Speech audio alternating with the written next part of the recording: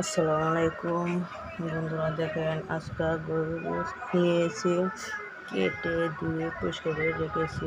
এখন এটাকে রান্নার জন্য প্রস্তুত করব। আজকে রান্না করব বিরিয়ানি। ছেলেরা বুঝতে আজকে বিরিয়ানি খাবে গরুর দিয়ে, এই জন্য যে গরুর গোশ কেটে রেখেছি। আর এই যে পেঁয়াজ কেটে রেখেছি, আর এই যে প্যাকেটের মশলা, বিরিয়ানি প্যাকেটের মশলা কেটে রেখেছি, আদা রসুন মশলা সব কিছু আছে। দেখুন বড় কিছু মশলা আছে। তা দেখুন বন্ধুরা, আপনাদের সাথে কথা বলতে বলতে আমার ভিডিওটা শুরু করে দিয়েছি। তাহলে আপনারা কেমন আছেন সবাই কমেন্টে বলে যাবেন। আপনাদের দোয়ায় আলহামদুলিল্লাহ ভালো আছি ইনশাল্লাহ। আপনারা আমার ভিডিওটা দেখবেন এবং লাইক এবং শেয়ার করবেন। আমার ভিডিওটার পাশে থাকবেন।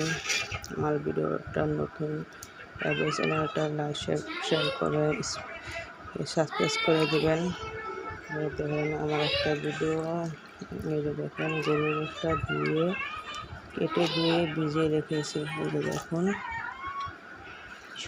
গরুর গোশটা এখন নিয়েছি। এখন তো খালামুনি করতেছে, বলো খালামুনি বাসায় গেছে। এই দেখেন বন্ধুরা, যে গরুর গোশটা তাও একটু বড় বড় করে কেটে নিয়েছি। আমি সবসময় তো বিরিয়ানি রান্না করলে বড় বড় করে নেওয়ার চেষ্টা করি, কারণ বাচ্চারা খাবে।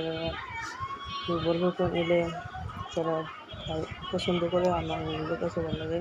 মুরগি দিয়ে বিরিয়ানি করলে আমি এভাবেই করি, আর গরুর গোশত দিয়ে বিরিয়ানি করলে আমি এভাবেই করতে চেষ্টা করি। দেখুন তো আমার গোশটা কেটে ধুয়ে পরিষ্কার করেছি। এখন দিয়ে দেবো পেঁয়াজ কুচি,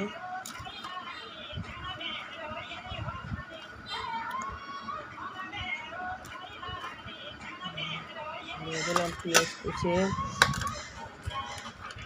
দিয়েছি বিরিয়ানির প্যাকেটের মশলা, প্যাকেটের শাহি গরুর বিরিয়ানির মশলা দিয়ে দিলাম, আর দিয়ে দিয়েছি, দিয়ে দেব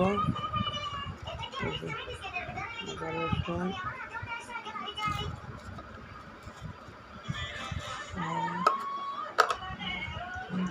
দিয়ে দিয়েছি।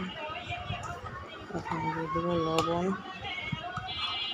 এগুলো আপনারা দেখবেন, আর আমার ভিডিওটা লাইক শেয়ার কমেন্ট করে দেবেন। আর এতক্ষণ আমার ভিডিওর পাশে থাকার জন্য আপনাদেরকে অসংখ্য ধন্যবাদ। দেখেন আপনার সাথে বেশিরভাগ গোশ ঘর থেকে মেখে পরে নিয়ে বসিয়ে দেয়, আবার চুলার পরে নিয়ে কিসের আমার কোনো দরকার না হয়, তাই আপনাদের দেখাইতো আমার সুবিধা হয়। চুলার মধ্যে নিয়ে আমি গুছাইতো আমার লাগে। তরকা দিয়ে দেবো,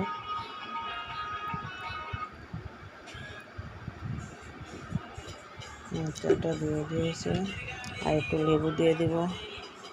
বিরিয়ানি মশলার মধ্যে তো সব মশলা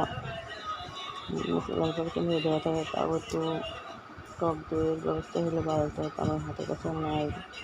একটু লেবু দিয়ে দিলাম আপাতত জন্য প্যাকেটের মশলার সাথে। আর কিছু মশলা কিছুক্ষণ পর অ্যাড করবেন। বন্ধুরা, আপনারা আমার এই ভিডিওটা দেখে ভালো লাগলে একটা লাইক শেয়ার কমেন্ট করবেন। আসসালামু আলাইকুম রহমতুল্লাহি ওয়া বারাকাতুহু।